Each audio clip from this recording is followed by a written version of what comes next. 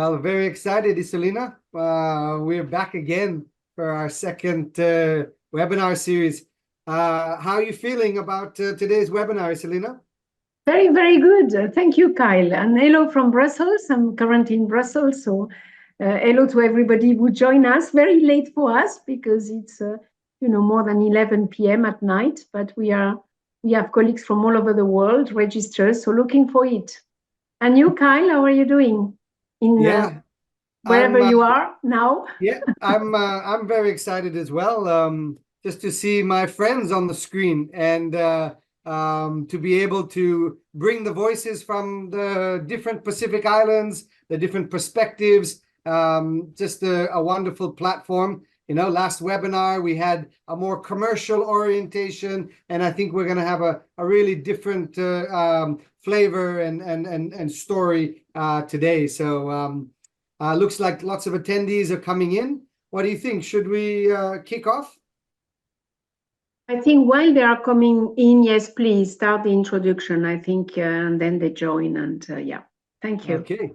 Well, Pacific greetings. My name is Kyle Stice. I'm the Executive Director of Pacific Farmer Organizations. And we are supporting the work of grassroots organizations who are working with farmers in 14 Pacific Island countries. And I'm going to be co-facilitating with my colleague, Isolina. Maybe you want to introduce yourself, Isolina.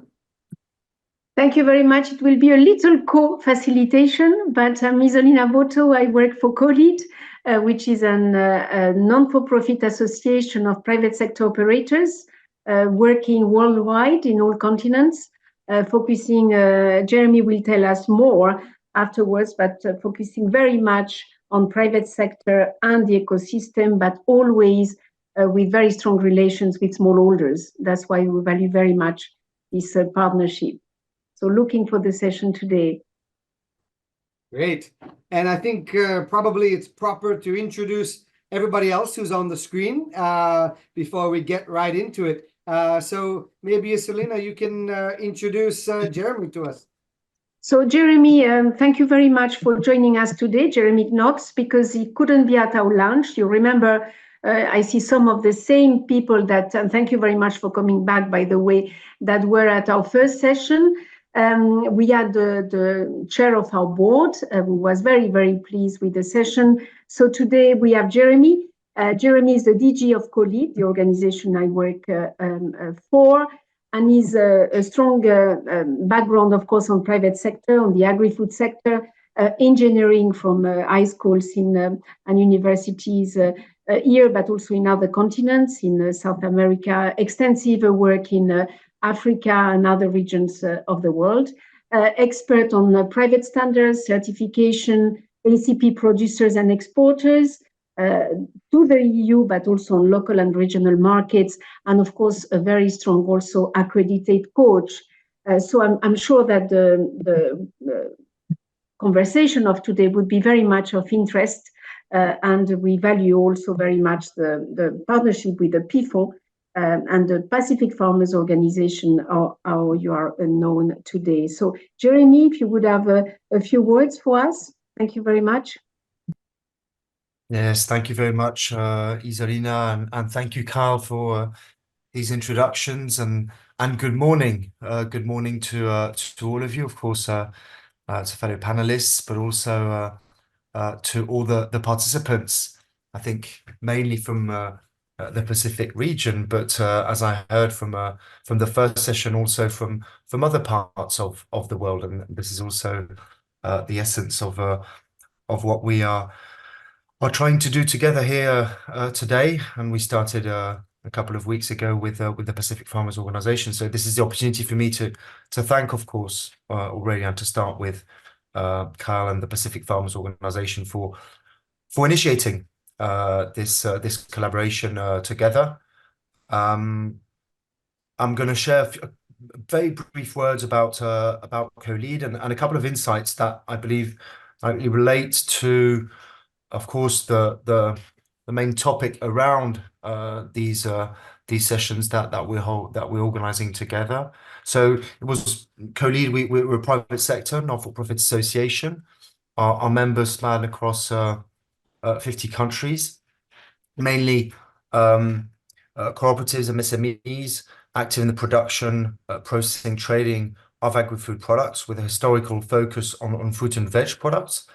But we also have within our association a lot of service providers, professional associations, basically all agents of this ecosystem, and all our members basically are together, and because they believe and are committed in improving the contribution of the agri-food sector to reaching SDGs. And so that's the big picture for us as an organization.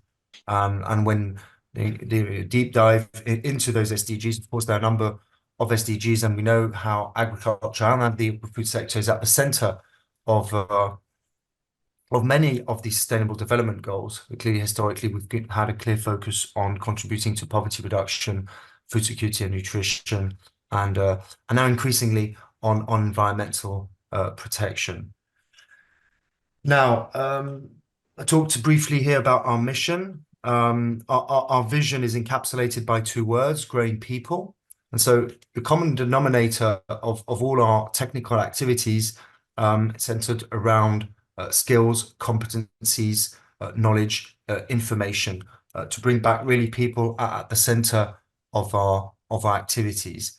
Our activities range from research and innovation brokerage, monitoring of regulations and standards, market insights, technical assistance, vocational training, access to finance, of course, networks and alliances. And we're able to implement these activities by collaborating with financial partners, raising funds amongst donors. And today we of course lucky to be able to work with different types of donors with whom we build programs. And one of the major programs that we're currently managing is called the Fit for Market Plus program, which is an intra-ACP program funded by the EU and the Organization of ACP States. It started 2 years ago, and it has two specific objectives, this program. The first one is to support smallholders, producer groups, MSMEs to comply with market requirements on domestic, regional, and international markets within a sustainable framework. That's the first one. And the second one, since the program was set up the aftermath of COVID-19, is really to accompany operators to seize new opportunities. And within this seizing of new opportunities, of course, processing activities occupy today a central part of that. Just a couple of figures, without going into too many details, but just to show how this processing topic has become for us of crucial interest and importance. So our programs are usually demand-driven, and Fit for Market Plus is a demand-driven program. So it's about sending an application for support, and we analyze it, and then we build an action plan to implement activities by co-creating these activities, and we implement them together. And since the start of the program, so we received across 920 applications for support from over 50 countries. And out of these applications for support, around 550 come from producer groups, cooperatives, MSMEs. So that category of operator. The other parts comes from the ecosystem around. And if we look a bit deeper into the profile of these companies across, transversely across all ACP regions, we have close to 80% of these operators, which are primarily active on their domestic markets. We only have a third which are also active in terms of exporting to international markets, amongst which the EU.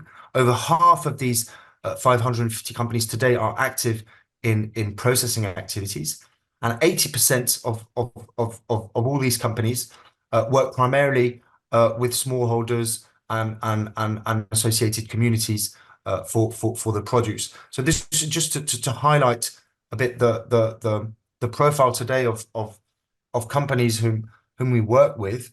And it's also important to mention that the average size of these companies, was over half of these companies which have applied for support in terms of economic activity are generating a turnover of up to 50,000 euros. So that's just to give a couple of insights into the profile of the company today through the program, and hence so the importance, but from a thematic perspective on the processing part, because firmly believe this is fundamentally key to add value at source, to diversify risk, to contribute, of course, overall to improve food security and nutrition on the one hand, but on the other hand, and this is more structurally linked to what we're doing also with other farmers organizations across ACP region, and what we want to do with the Pacific farmers organizations, is the strengthening of links between the farmers and being themselves in producer groups, or directly linked to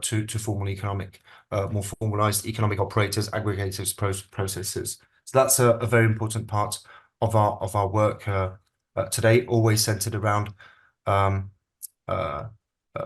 people. To go back to the vision. So again, I'm very happy to be here with you today. Apologies for the first session. I was abroad I was in Kenya, as a matter of fact.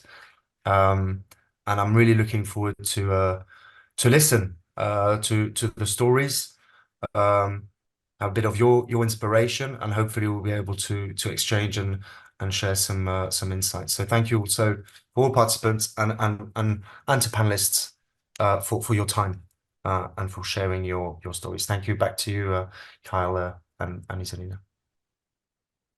That was great, and great to have that perspective. And of course, those who are not familiar with COLEAD and the Fit for Market, now you've heard some of the opportunities that are available, and also just seeing the reality on the ground is that there are a lot of small and micro enterprises and a lot of agro-processors who are looking for information. And so today we're really happy to be able to share some information from the Pacific. And I think maybe we'll jump straight in. Is that okay with you, Isolina? Okay, so I'd like to introduce our first speaker, Father Petro Mataratu, who is a Catholic priest from the island of Taveuni, which is Fiji's third biggest island. And Father Petro is the principal of the Tutu Rural Training Center. And he'll tell us a little bit more about it, but they offer a wide range of courses for young married couples, young farmers who are working to earn an income from their traditional lands. And an aspect that has evolved as their program has evolved is in the area of agro-processing. And so we really want to hear the story from Father Petro, and I'm sure that it will be insightful for many of the participants who are also looking at how we can extend this opportunity of agro-processing beyond just companies with big facilities. But both of our speakers today are really talking about how you can take advantage of some of these agro-processing technologies at the community level, at the household, the village level, with very limited facilities. And so I'm really excited and give the floor now to Father Petro. And good morning to you all. Thank you, Kyle, for the brief introduction of myself. Yes, I shall jump straightly into my presentation today. And thank you for the invitations to be part of the panelists. Next slide, Kyle.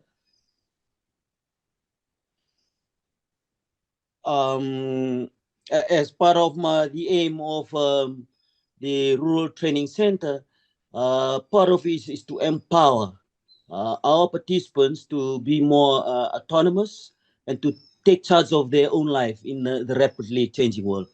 As we were developing the training center in 2017, we have the privilege to have Richard Bear came over and does a workshop to our participants and to our staffs here.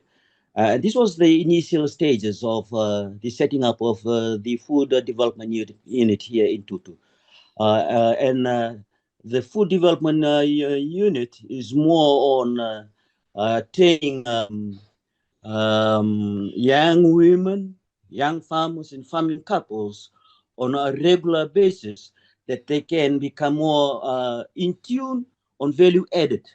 I just said, like 2 weeks ago, we have a farmer from a local settlement here, local village, who brought over a sun-dried breadfruit chips just to be processed into flour so that they can take it home for their home consumption. It's just a typical example of the aim of the Rural Training Center Food Development Unit is to train people to utilize, to value add the agriculture produce from their own garden, which is so vast, like being wasted when it's in seasons. So the aim of the Food Development Unit is to create that stages of value added of locally grown fruits and vegetables, and then it can be transformed into food products, which is really the high mode of today of us on the promotions of food and nutrition security. And next slide, Kyle. And as we develop the training center, there's a transformations of these agriculture products into value additions and to and make it more tasty for us. As the breadfruit flour, which is marking on replacing wheat flour into breadfruit flour, into the locally content. And these are some of the things that we train our participants, and we value their presence, that they can continue on hand-on the idea, and we have the facilities on site, they can bring it over and reproduce other products so that it can be making use in whatever situation they are in. Simple demonstrations of jam, chutney, pickles, chips, either in plantain or breadfruit, cassava, dalinitan, taro chips, and sauce of all flavors. These are the products previously waste, but now being converted into an agriculture and more nutrition value product. The promotions of the idea of value added has promoted this agriculture product into more fancy and more attractive products that it used to be, being wasted into a nutrition value of it.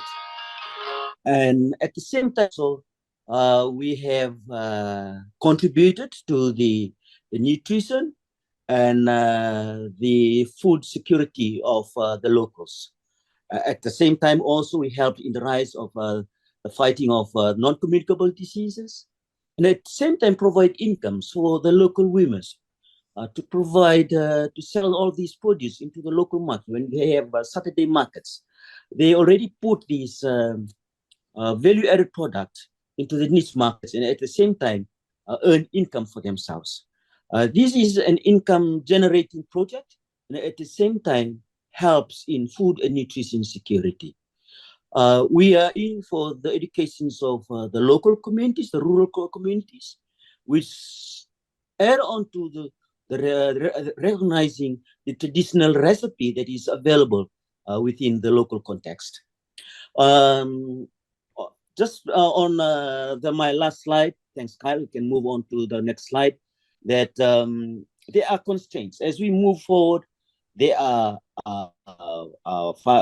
constraints that we have faced, and especially financial constraints. We need to upgrade our training facilities. At this stage, we can fit into the small room for training, and we need to upgrade more facilities, equipment, so that more modern equipment and make it more fast and efficient for communities when they come over for the development of their new products. At the same time, also, the consistency supply of raw materials, because of the climate change, it has the different patterns now have changed also, the different seasons for the different fruits. And at the same time, sometimes of these fruits now doesn't bear at all. And we really try to work with, to create changes also to be smart on working with alongside the changes of the climates. And at the same time, we train the locals on how we can remodify the upgradings of the development of food products. At the same time, also, we need further technical training inputs from outside technical experts that they can help us in promoting the value added of food agricultural products. The priorities will be it's an income generating for Tutu also, at the same time provide income generating for the local communities. I think that's just briefly of who we are, and we continue to develop at the moment on the varieties of agro-processing unit that can provide value-added products for the local community. The center of our training is human formation and our value. Thank you. Thank you, Father. Yeah, no, I think it's a wonderful model to develop a food development unit in a rural area to access technical expertise like Richard Bayer, to be able to develop a range of products using local raw materials, and then to bring participants through and expose them to that.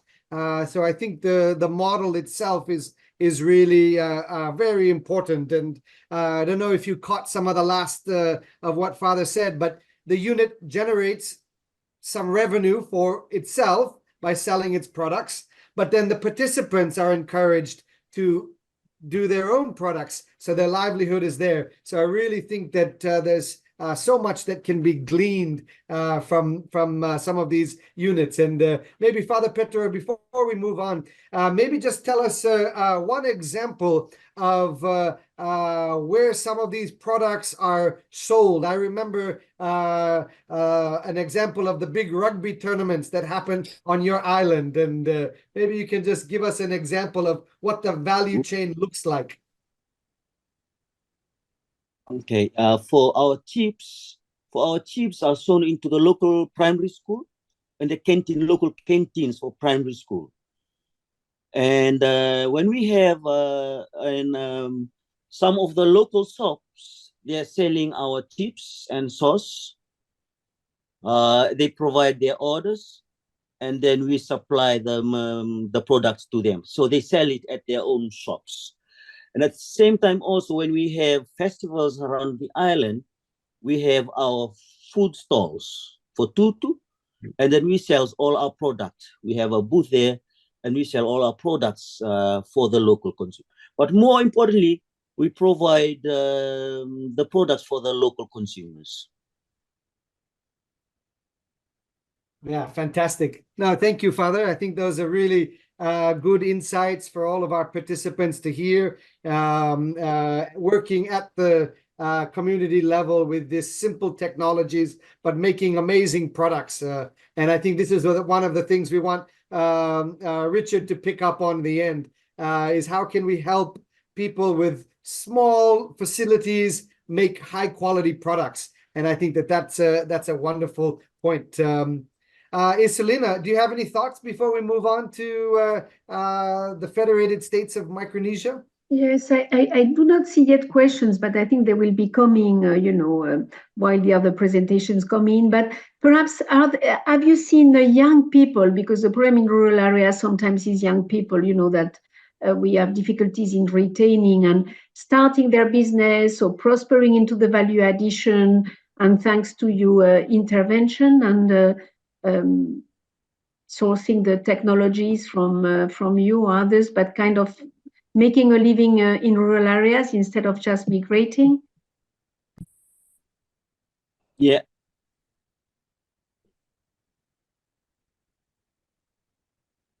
Good. Yeah. Yeah, I think there was a question there, Father. Are you seeing the young people adopting some of these opportunities? Very much, Kyle. The participants here from the age of 18 to 23, and they are the ones who we trained in value-added processing. And most our single women participants have continued on with the idea of the value additions of making jam and chutneys and chips in their own communities. Some are bringing their dried fruits, breadfruits, for processing using our equipment, and then they utilize the flour made out of breadfruits. So these are the little helps that we can do, so that it can change the perceptions of the community, that they can look into the agro products that is there in their own community, and we can help in providing nutrition product for the family as a whole. But especially in helping in the fighting the rise of NCDs here in the Pacific, in Fiji. Oh, that's great. And I think it's a great transition also to our next speaker. But as Isolina said, the question and answer is down in the bottom. So please, participants, if you have specific questions, put them in there. There will be panelists will be answering them if they can. And then some we will bring into the plenary. But thank you very much, Father, for sharing those insights. But talking about local food, I want to introduce our next panelist, who I would say is one of the Pacific's local food champion. So Eminer Johnson is from the island of Pohnpei, the state of Pohnpei in the Federated States of Micronesia in the North Pacific. And she runs the Island Food Community of Pohnpei, a local grassroots organization, and they've been acknowledged by the World Health Organization with an award for Healthy Islands Recognition in Best Practice. And indeed, Eminer herself has done an amazing work to try and change the perception and take people back to their local foods. And we're excited to hear how agro-processing plays a role in getting people to eat their traditional foods, Eminer. So without any more delay, we're so thankful that you could join us this morning, Eminer. Thank you, Kyle, and good morning, Kasalelia from Pohnpei, Micronesia. It's an honor, and I'm very happy to be part of a more developed or more knowledgeable group of people in the sense of local or food processing. Island Food Community of Pohnpei is a small non-government, actually at the beginning, it's really a non-profit organization that want to promote our local foods for subsistence, for income generation, for food security, and also to promote, enhance, keep our environment, healthy environment, ecosystems. So in our work is actually targeting the food crops, the indigenous foods that have been neglected by like the young people, which is they're now in the middle age and going to be in seniority. For the past 10 years or so, I was working with Island Food. Also in the North Pacific is a bit, our change of diet is a bit different from the South Pacific.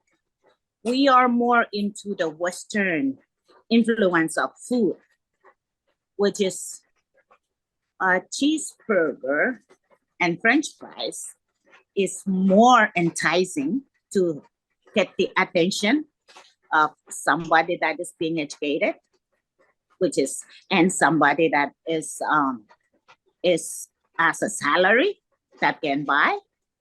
And, the social status is some of the, is what drives this lady who started Island Food Community of Bonbay to have this NGO, because Bonbay is our way of farming is the traditional farming system is an agroforestry. She was so strongly advocating against the imported fertilizers that has chemicals, which is, we have a competitor on the island, which is the Chinese farm that uses a lot of chemical fertilizing. and their vegetables grow fast. I just, since this is a storytelling place or session, so I just wanna, I would just mix what makes us wanna do it. Where are we? We're really neglecting our foods, and at the same time, it is when the non-communicable diseases like diabetes, heart disease, and others that have been claiming, I would say claiming, because it rise as in, I would say 40. It's not 30 anymore. It's about 40% of our people. And we are now I think we're number 1 in obesity, FSM. And, these health crisis. So she tend to take some of our local indigenous foods and have it analyzed. Our islands are very small, and we don't even have a lab that can analyze or the nutrient analysis. So she has to take it abroad to have them analyzed. This is Dr. Lois Engelberger. And what she found out, based on her studies, is our local foods are very high, especially our bananas, very high in vitamin A, in beta-carotene, in calcium, magnesium, all of, most of those essentials, vitamins and essentials that is needed to fight against the NCDs that we have. So like it's two or three things that we call it our chief. We call it the chief benefits. CHEEF, an acronym. C stands for our culture, to keep the culture going if we promote our foods, and health and environment, to enhance, not to damage or ruin our healthy environment, and the economy, little revenue that can be collected or generated during if we process our own food, and also the food security, the sustainable way of eating, I would say, from the farm to the tables. So when I hear about Jeremy, your presentation, well, we are so far to get to where marketing and all that. We are still in grassroots trying to change behavior or attitude of our local foods. It does affect the students in schools when they're growing up. So the question of if the young people are interested in our local food processing, maybe one out of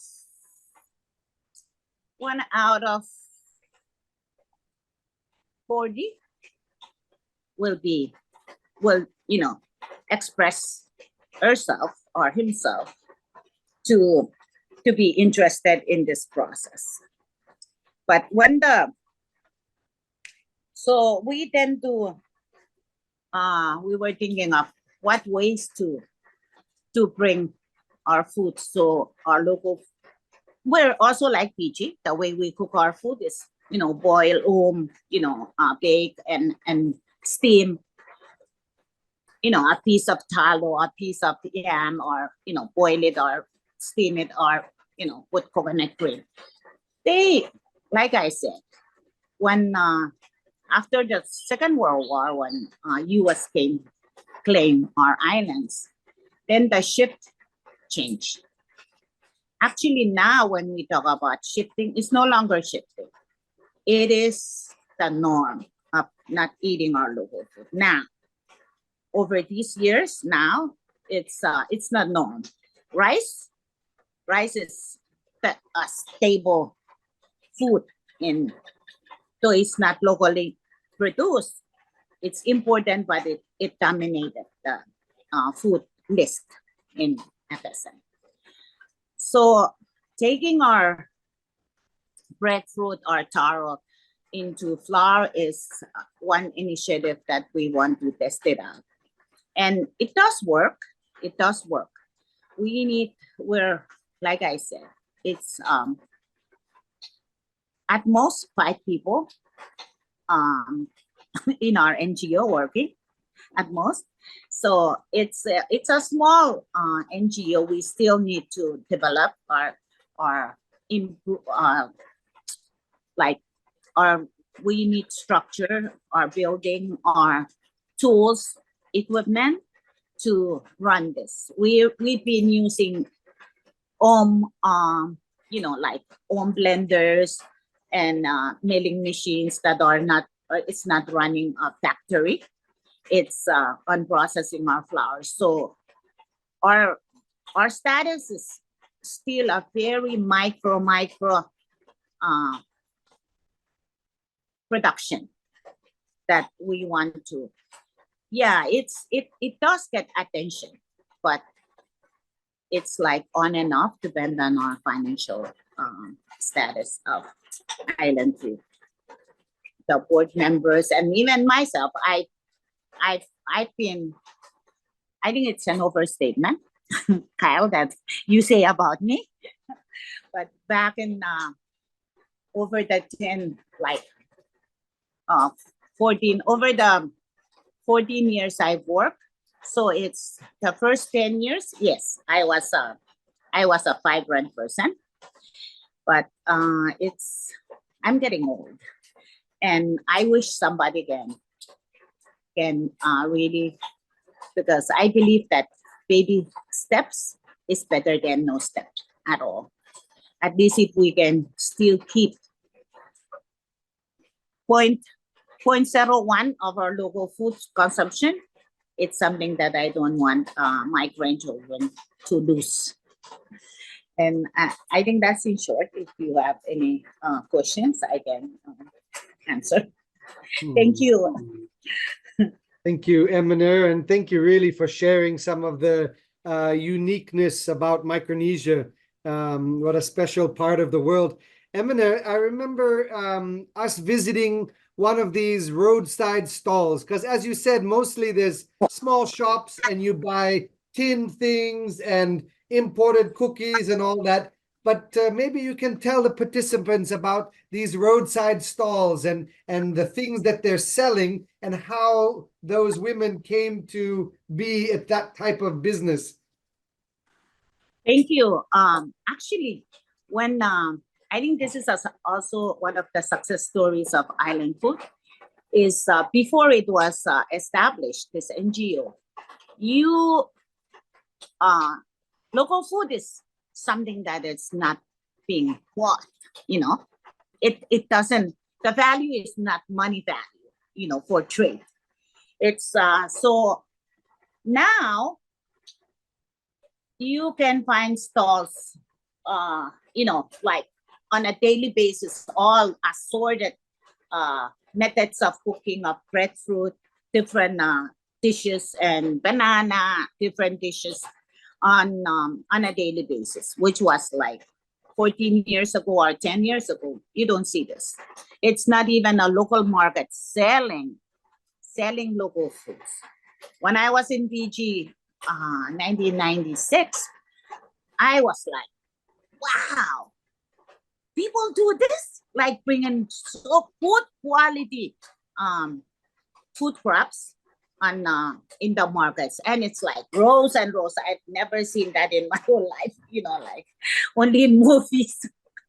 So when I came back, and then this NGO started, I was starting to work there.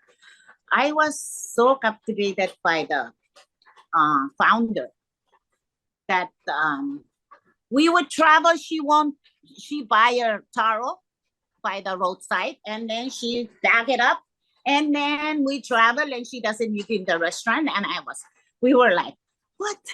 Why? This is our time, because we've been working mothers and we cook. So when we travel, we want to eat. We don't want to cook, or we don't want to stay in those rooms or that asked us often. And she would, no, let's eat our local food. And we would be so pissed because we have to. But anyway, yeah, in a sense of having, I think it's really the status, like I mentioned. It's something that people don't, back then, before it started to sell the local foods.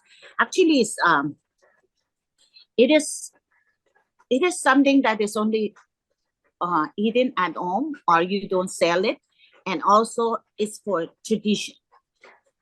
But now, with a lot of people, working mothers, and also the capital of the Federated States of Micronesia is located here, and the National College for all Federated States of Micronesia is also here, and the Western Tuna Commission is here. It brings a lot of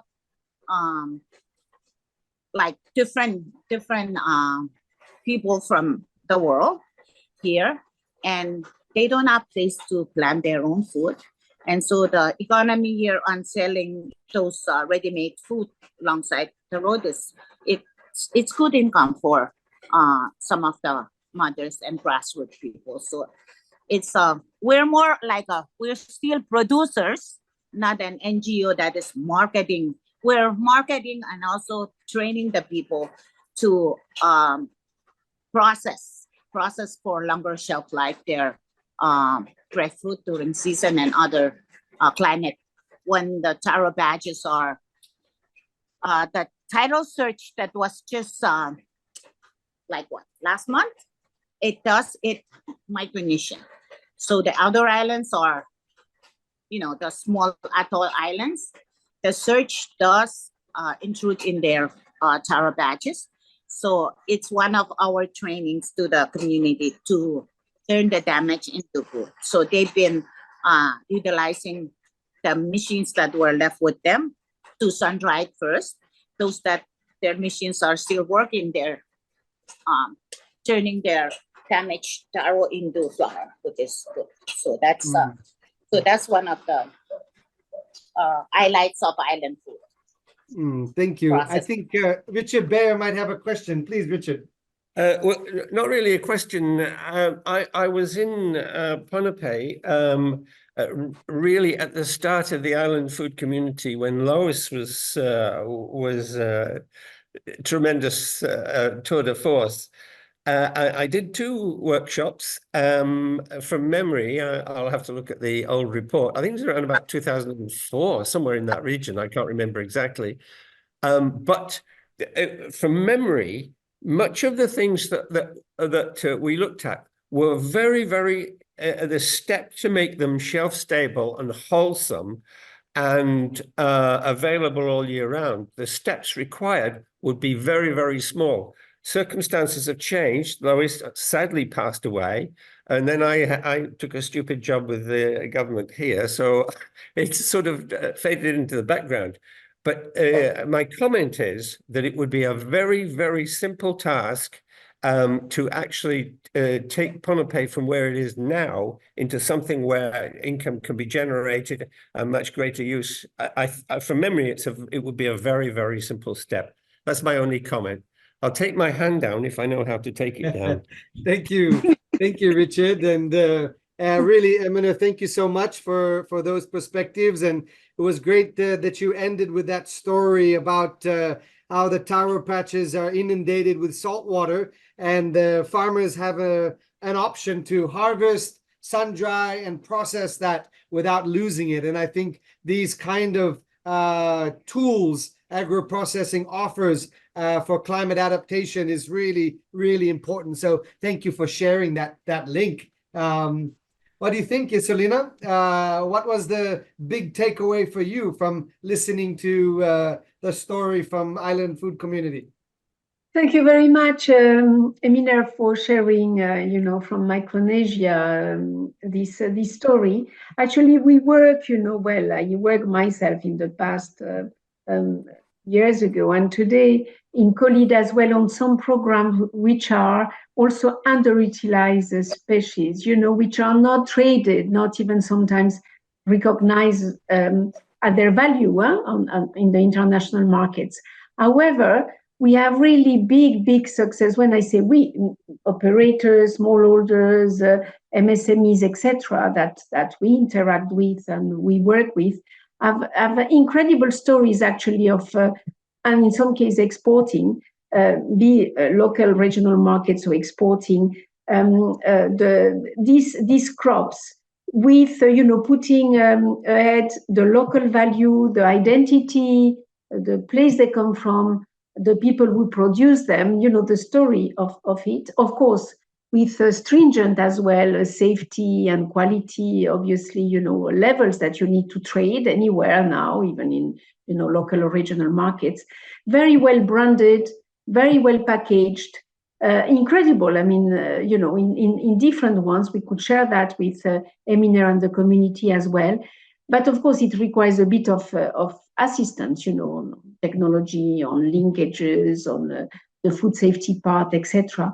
Because we do believe that for nutrition, especially in the Pacific, indeed, much more efforts have to be put into the local food and more value as well. Because for so long, as Emina has said, it has been imported, and not only imported, it's not the fact that they are imported, it's the fact that they are unhealthy food, put it that way. It's not the imports the problem. So, all this value by local communities in more remote areas of local food is very interesting. The ways how to get it to the next level, where it can be really recognized as a very, very high quality, branded origin, and and still community, of course, driven. And so thank you very much. Thank you very much for sharing that. What I see in the chat is that not many questions, but many kind of support of thank you for sharing those experiences. And in the same time, we see that there are people from West Africa and from the Caribbean and so on and so on, because the stories are the same across continents as well. So I can understand how people relate to that. But I believe as well, of course, Emina has mentioned it, the support to women that it can bring in areas where employment is not easy. I mean, just an income is something, and obviously with all the investment within the local communities, it means when women have income and an employment, the positive effects we all know. So thank you very much, and we look as well to interact further, and yes, and support in any way we can. But well done. Thank you very much. Thank you, Isolina. And so we move on now to our last speaker. And again, to let our participants know, if you have any questions for Father Petro or for Emina, please put them into the question and answer part of the Zoom there. But we want to turn now to Richard Baer. So Richard Baer is a food technologist. And if you were on our last webinar, he shared about his experience, making very high quality products that are available in shops and exported. And indeed, he's been working with almost all of our large agro-processing businesses. But I love this about Richard is that he also wears another hat, which is that he can take his vast experience in food technology and he can work really at the grassroots. And since that is the topic of today? How can we extend this opportunity to, rural communities with simple technologies to take advantage of agro-processing? Richard, we'd like you to share some of your insights for our participants who might be wondering, how, they don't own a big company, or they're not envisioning a massive factory, but interested to take advantage of some of these opportunities. What are the lessons from, I won't list the number of years you've been doing this, but what is some of the insights or takeaways you can share with us? Well, first of all, thank you very much, everyone, for giving me the opportunity of joining you. We may be diverse geographically, but we're very close in what our aims and objectives are. I've just listed down. I shouldn't have done this, but there are 12 countries now where I've actually done small scale processing. I'd like to give you an example of one that started here, very close to where I live, which made it easy for me to go regularly. It started in August last year, and they were using local crops, mostly breadfruit and tamarind and local kumquats, which I'm sure you all know are very sour citrus. And their objective was to have $1,000 in the bank by New Year's Day. They had 2,500 in the bank by that time. The approach that I take, and this is very, very important, and this information is available to you just on request. The important point to start with is to make sure that people at every level understand that they're making food for other people to eat. So there's two messages in that. The first thing is that it has to be safe. So the first part of our training, of any training that I do at any level, is really the dangers that can occur with mishandling of food, and the fact that it's going to be eaten remotely, and people hopefully are going to part with $1 to pay for it. So that's one thing. The other thing is really to encourage people to upskill themselves. Now, this has turned out to be amazingly easy.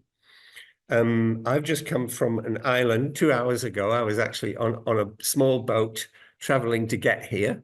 And I was working with 3 villages, and it's just amazingly easy to get enthusiasm from people, because they see, in the case of where I've just been, they've seen some nuts, they've seen some tomatoes, beginning of tomatoes, and they've seen soft fruits rotting on the ground. And suddenly they see an opportunity to use it. So when it comes to small-scale food processing, the enthusiasm is very, very easy to generate. And it really is, for me, I think I've got 17 small-scale processing operations around the world now, around the Pacific, not around the world. And it's, to me, at the start of it, it's just like watching a rose open and come into full bloom. Now, the group in Roundtable, which is the one very close to me, are now completely self-sufficient. I don't go down there. I don't go down there every day. I go down once every couple of weeks, sometimes just to collect some of the stuff that they have been making. And it really is important that I make sure that there is a return for effort. Now, in order to make something sustainable, and I'm not interested in something that's just a cookery class, which is not sustainable. I'm interested in something which becomes self-sustaining. And so there has to be a return for effort in that. So amongst other things, I take the ultimate aim, and I'm now going to refer to a fairly lengthy program I've had in Savai'i, which is a remote part of Samoa. And those people now started basically with nothing in a church hall, and they are now fully Codex compliant. They are fully Codex compliant. They are HACCP compliant. This has taken about 5 years, and it has taken a little bit of, no, less than that, 4.5 years. And it's taken them a while to go through that. But I take everyone through that slowly, bit by bit. First of all, food handling, then the opportunities for preserving food, then the opportunities of meeting the competition, of persuading someone to eat our product in favor of something that's imported. And then thirdly, we go on to the niceties or the international stuff, which is then labeling. I've just been joined by a honey eater, so in a moment you'll be hearing a honey eater join me. So we do that, and this organization now is producing. This is the one, Roundtable, is producing chips, and they are supplying 4 hotels along our coral coast with chips, which are eaten at the bar, sort of thing. So what they've done, as we've talked it through, they've decided where the market is. What can we persuade people to stop eating and eat our product? Because that then becomes the competition, and you've got to sort of get yourself into that position where you are viable. You're going to sell something. It's consistent. Because the same tamarind chutney is the same 3 weeks ago as it is today, and all those things. So the importance of keeping records, of writing down formulations, we call them formulations, not recipes, and those sorts of things become very, very important. They're stressed. They're stressed because if you pick up a jar of tamarind chutney, we expect it to be the same way as it was last time it was made. So those are the real takeaways, I think, from my point of view. It's very easy to generate the income, but in a sense, you are making a transition from something which is a village level, but something which can open up the door to something which is much, much bigger. And you can rest easy at night that your product is safe, that you've gone out of your way to use a local commodity, a local crop, so that it beats the 2-minute noodles and the Coca-Colas, which should, I'm anxious. I would love to see them wiped off the face of the earth, but it won't happen in my life. But my group in Savai are now making juice, and in fact, it's now being purchased in favor of the local Coca-Cola. So I'm very pleased about that. So those are my takeaways. It's a profession. It's a professional approach, and it doesn't matter that it's a small village hall or it's still a professional approach. We wash our hands as soon as we can afford it. We buy extra material. We buy some gloves. Well, we always supply gloves and hair nets, and we restrict the area so that it's nice and clean. And the minute they walk into that, they think hygiene. So those are really my takeaways. I talk too much, Kyle, but you get me excited about this subject. No, so those are not at my all. takeaways. No, thank you so much. And just looking at the chat a little bit, it's really resonating with participants, and certainly the work that you've done with our regional group always just resonates, because there are so many people working in rural areas that want this kind of support and opportunities to be realized. And I think that those takeaways that you shared are really important, and starting with hygiene, thinking about product development, and then slowly moving through that process. And as we talk about what might happen after these webinars, I'm really excited to continue to bring people together, and hopefully maybe in a face-to-face format.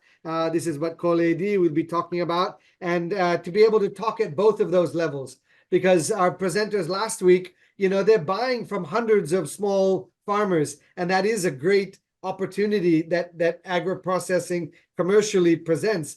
but today we're also talking about, you know, rural people doing the processing themselves, and Eminer's perspective and Father Petro's. And so I would love to be able to have a format where we can really talk about both of those levels, because I really think we need to pursue that within the Pacific, and I'm sure the same is happening in other regions, but we're also separated and isolated by water and all that, so it is hard to kind of learn. But I really appreciate your insights, Richard, and always your willingness to share information. Quite a few of his resources are on our website. Yes, please. Yes, thanks, Kyle. I have over the years developed a processing manual which covers all those things, and they're available. You know, they're available to anyone who asks. The soft copy. It's a big document. It's 70-odd pages, and during the training we go through it step by step, usually over a period of 4 or 5 days, or no, less than that, 3 or 4 days. But that training manual is available to anyone, and I'm only too happy to share that. And thank you very much for your kind comments, Kyle. We're great friends over many years. Yeah, thank you so much. Yeah, so I'm keen to open it up. So I don't know, Iselina or Jeremy or the other presenters, and then maybe Iselina, you have some thoughts about taking any questions. But really humbled by the different perspectives that we've heard today. Yes, I'm looking at the chat, and I don't know, people could eventually raise their hand as well as, but I don't see many questions, but just, you know, contributions, a situation in which they are, again, in different regions in the same way, trying to market local food. I mean, really underutilize internationally and make it known.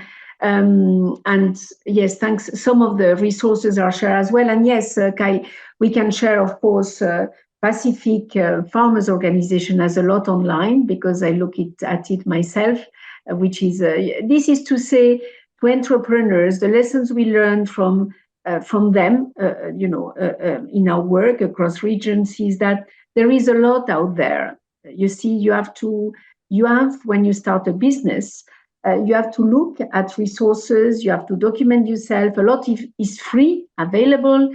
Go to the Pacific Farmers website, go to the COLEAD website. We even have trainings, you know, for free on every step of the business as well, documented with visuals, you know, to start, how to process, technology, the different parts. But for even a small business, if you want to take it seriously and progress, you have to learn.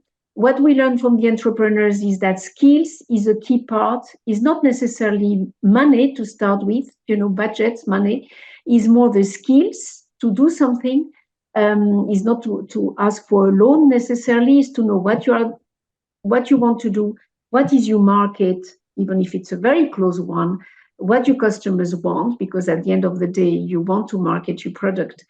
And so the skills is something critical for processing, for agro-processing, because as Richard said, it's not something I just have something and I sell it to you. You know, it has to be processed, quality, safety, packaging, labeling. I mean, there is a lot of competition, even for a local market. And in the Pacific, like anywhere else, you would see people selling exactly the same thing. Well, you know that this is not an option. You have to diversify.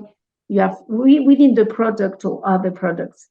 And then the networking part as well is critical, is what our entrepreneurs tell us, you know, the meeting business to business, other entrepreneurs, but meeting as well the people that are going to support you, the Pacific Farmers Organizations, the COLEAD, research, finance. You see, you have to really build a network and be active. And I think, you know, from what we have heard today, these are some of the features. But I think we should insist really that this is the key. And we as I mentioned before, we see it ourselves in great successes of small enterprises that don't want to be big agribusinesses, but are extremely efficient and really into very nice markets, and have contributed to the local, to the local economy really in rural areas. I don't know, Jeremy, if you want to add something at this stage. Thank you very much, Isolina. Yeah, Thank I'm you. looking at the chat. Yes, please. And thank you for the three presentations from Father Patero, Emina, and Richard.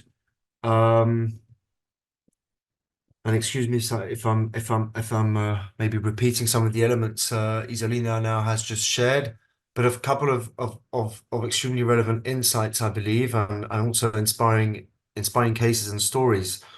The Father Patero summarized really some of the key issues at the end of his intervention, which I believe are some of the constraints that we commonly see also across a number of countries where we interact with entrepreneurs. The infrastructure, equipment part. And it's not only the fact of, okay, how do we necessarily find the finance to buy? It's also the primary availability of, in some cases, the required equipment or infrastructure.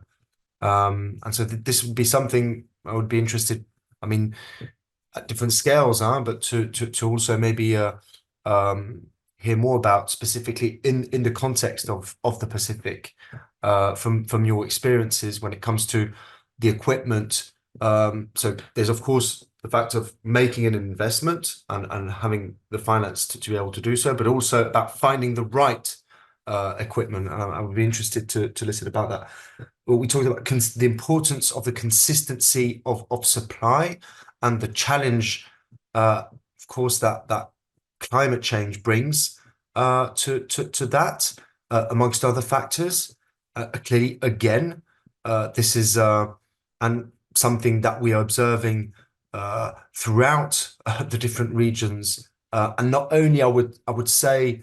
Well, you could argue that it's indirectly then from a consistency perspective. Of course, it directly affects the quality, can affect, of course, in terms of increased pest pressure, diseases, which ultimately will affect the consistency, or even not. Or before getting to the consistency, just the simple availability of the product in the first place. So clearly, and it was mentioned by yourself, Carl, as and this is again something that we saw when we had a scissor effect these past couple of years of major disruptions. Of course, and it started before COVID-19. Then it came with COVID-19. Then we had global supply chain disruptions, the compounded effect of climate change and processing at different stages, at different levels, different sizes. Can and has been identified, I mean, by a number of producers as a way to adapt, to mitigate part of these impacts. And I think this should be really highlighted. So the third element shared by Father Patero was about the importance, the need for the technical and training inputs.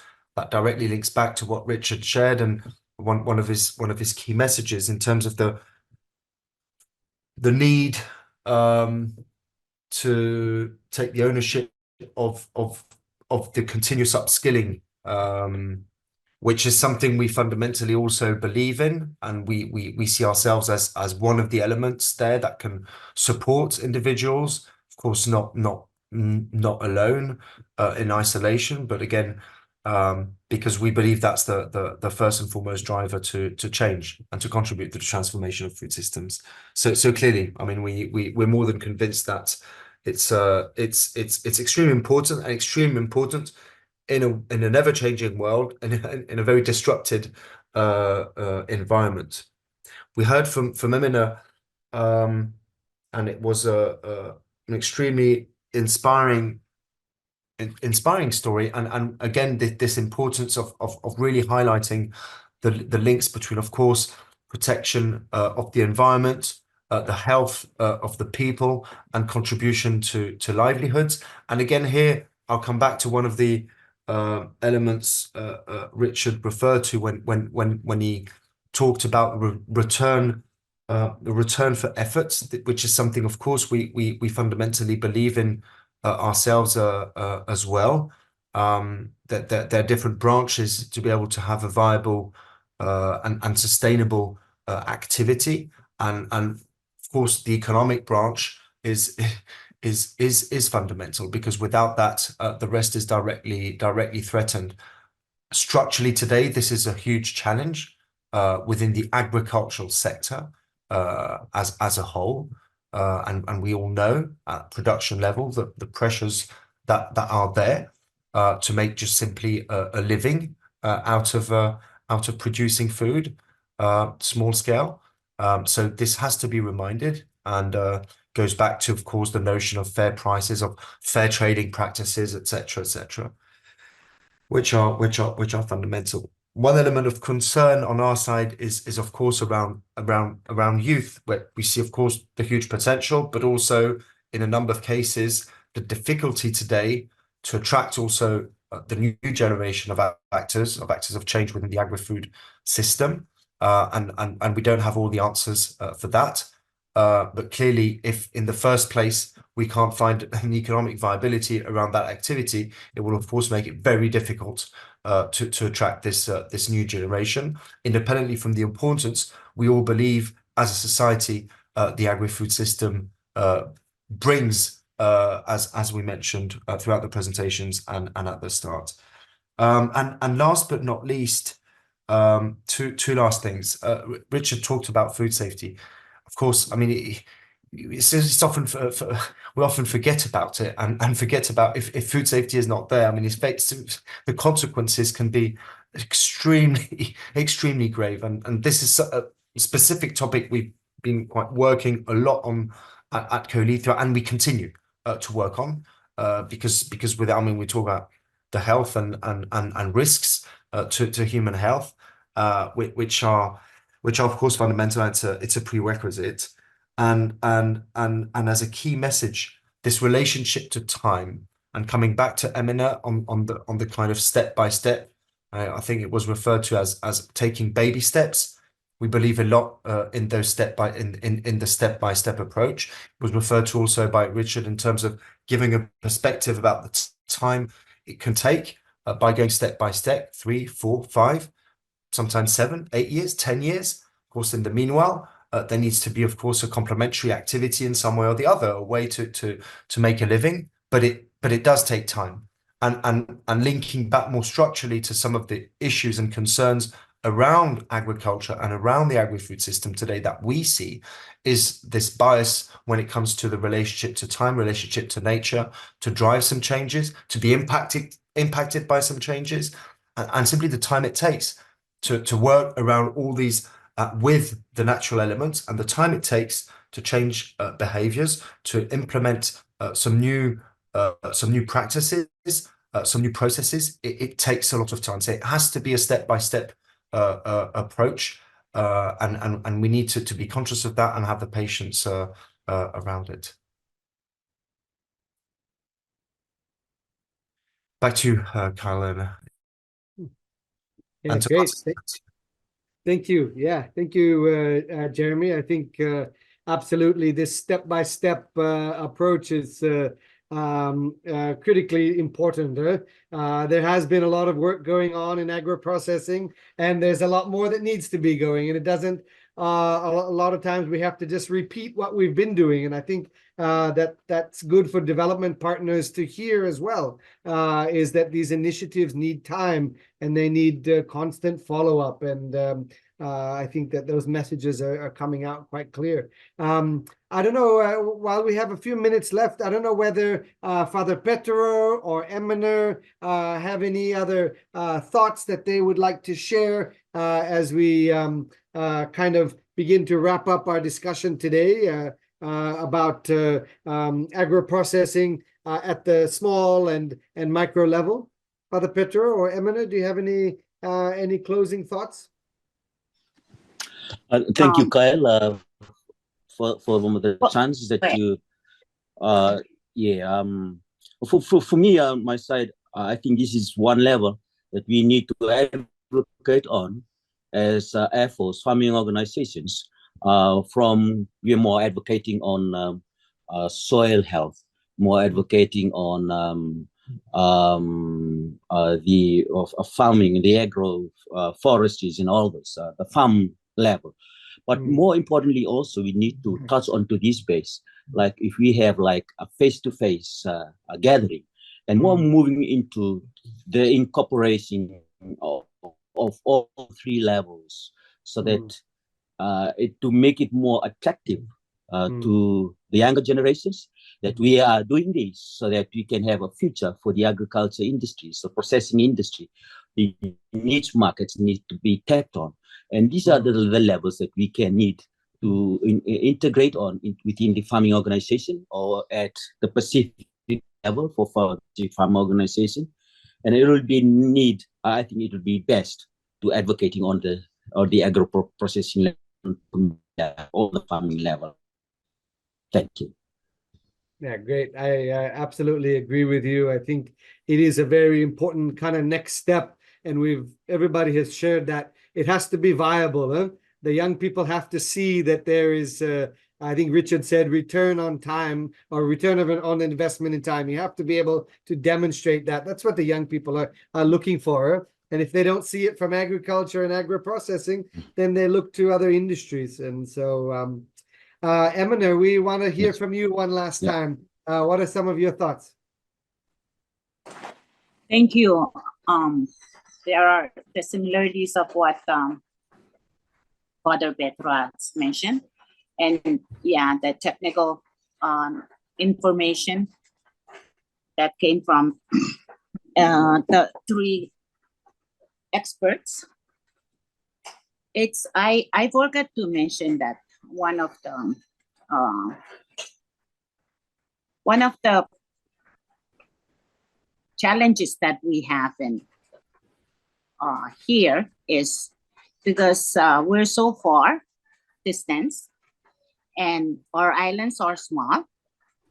So for island food, keeping a balance of not destroying our environment with factories, and yet we don't have, like on the island, we have to import packages, containers, or how we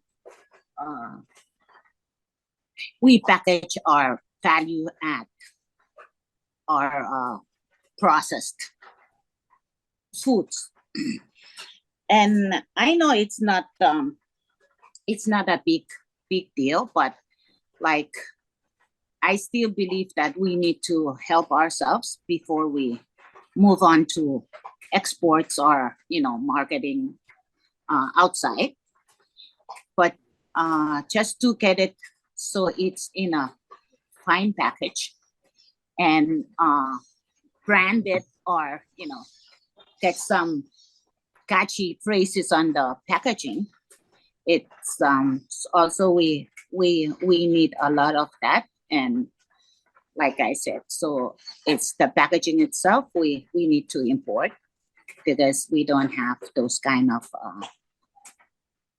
capacities here, or where we're not yet to that developed in making our packages and all that.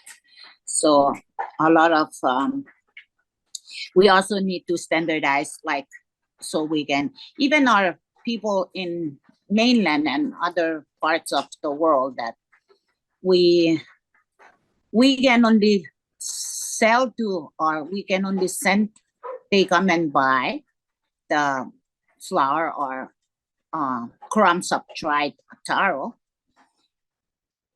We can only sell to our locals that take it or send it to their folks in mainland US or Guam. Even Guam is the closest, but we need to meet the standard food safety or whatever the requirement of Guam's import department, for health of the people, or if there's a safety. So we haven't even come close to that. So I just want to mention that that is where we try to target young people, having them have contest of, have an island food song, so through the schools, if even run a high school co-local club, it just it didn't stay long, unfortunately. So yeah, and it's also the government is the lowest paid. Can you imagine what we need to be?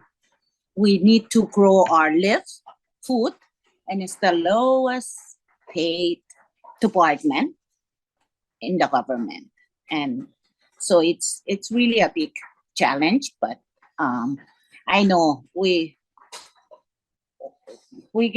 money cannot strip away our foods. So I always keep that in mind to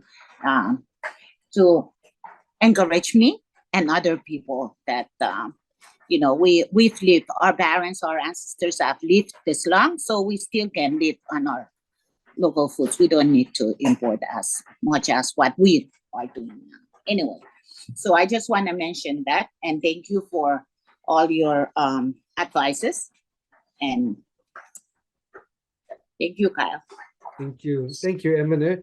And I think, Richard, if we can give a last word from you, and I think that this point that Emine raised was also echoed in the chat and the question, what is the relationship there with, these input suppliers and particularly packaging? And so maybe, Richard, people that are listening that maybe won't be ordering, 10,000 bags or 5,000 jars, what's this kind of big takeaway related to access to materials and packaging here in the Pacific? Sorry, if you could unmute yourself.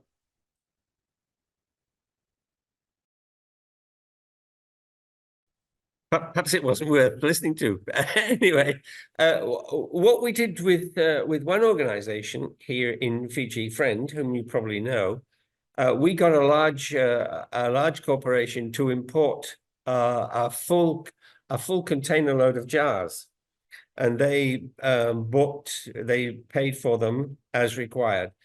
There are a number of companies that are also looking at something very similar to that, where a large company that maybe owe me a few favors because I've helped them out in the past, will actually do that. They'll maybe import too much for their own requirements and allow the small communities to buy off them as required. So there's usually a way around it. Unfortunately, to begin with, it is very difficult, but we're always looking for things like recycling jars. It is possible to buy boxes of lids. So that immediately that gives you an opportunity to use jars, and jars are really valuable because you can put chutney and jam and fruit and syrup, and you can put pickles and everything in jars. In terms of packaging of snack foods, that's a little bit more difficult. There are a few green shoots on the horizon. We now know that there are a couple of bacteria that have been identified which will actually attack polythene, and another one that will attack PET. Now that's the Coke bottles, the polyethylene terephthalate. They're going to take years before they really have an impact, but they're green shoots. Unfortunately, we can't get away from plastics. They're with us, but after I've gone, perhaps another generation, they will be less punitive than they are at the moment. But they are a fact of life, and an airplane can't fly without plastic. So they're part of our daily life. We try to keep it to a minimum. The packaging we're using is all biodegradable as far as possible. And you choose your packaging according to your expected shelf life, so you don't overpackage. There's no reason to have a five component laminate for something that you expect to sell at the local school next week. You can use polythene, which cellophane even, which is a cellulose derivative. So we're conscious of it, Kyle. It's not immediately soluble, but we've found that the large organizations are usually very helpful, very sympathetic. Sorry, I can't be complete. No, that's a great tip. Yeah, and absolutely, you know, packaging for purpose, you know, and I think that so much great learning and in your experience, Richard, is always so valuable. And I'm just pleased to be able to hear these voices from around the region. So last week we heard from the Kingdom of Tonga, we heard from Hawaii. This week we're hearing from Fiji's third biggest island of Teviuni, and then right from Micronesia. And so thank you for this valuable space, COLEAD, for all the participants to engage, and also the panelists who I know have a lot of things going on, but they came out all volunteering their time and to share this. So again, really, really humbled. And I'll give the last word to you, Isolina.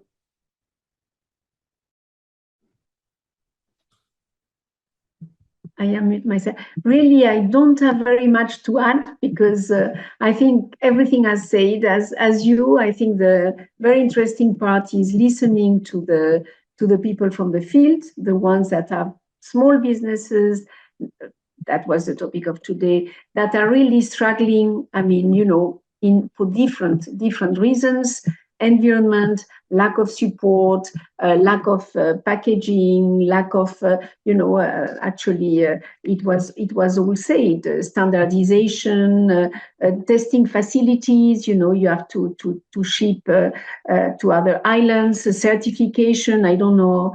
The Pacific is now, but when I was working in the region, it was one certificator. I mean, for the whole region. These are things, of course.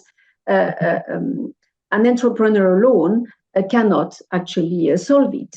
But hence, as well, organizations like the Pacific Farmers Organization and others that can a bit, lobby. I mean, have voices heard. That ultimately policymakers and researchers and investors can really hear the problem of really people in the ground, because sometimes we tend to be far of those and simplify, solutions, and also the fact that sometimes the solutions are much simpler than what we think. Sometimes at the micro level, is kind of basics that are needed and not over investment, taking some of richer, the packaging, doing things too much for the level that is required. So I think it was very, very interesting to hear again from different islands experiences. We look for the next session. What I can share is the date, 25th of June, but of course you will all be kind of notified. We will share as well the presentations as usual and the recording, etc. I mean, all that will be available. My colleagues have put as well, whom I thank with the team, of course, of the Pacific Farmers Organization for the work.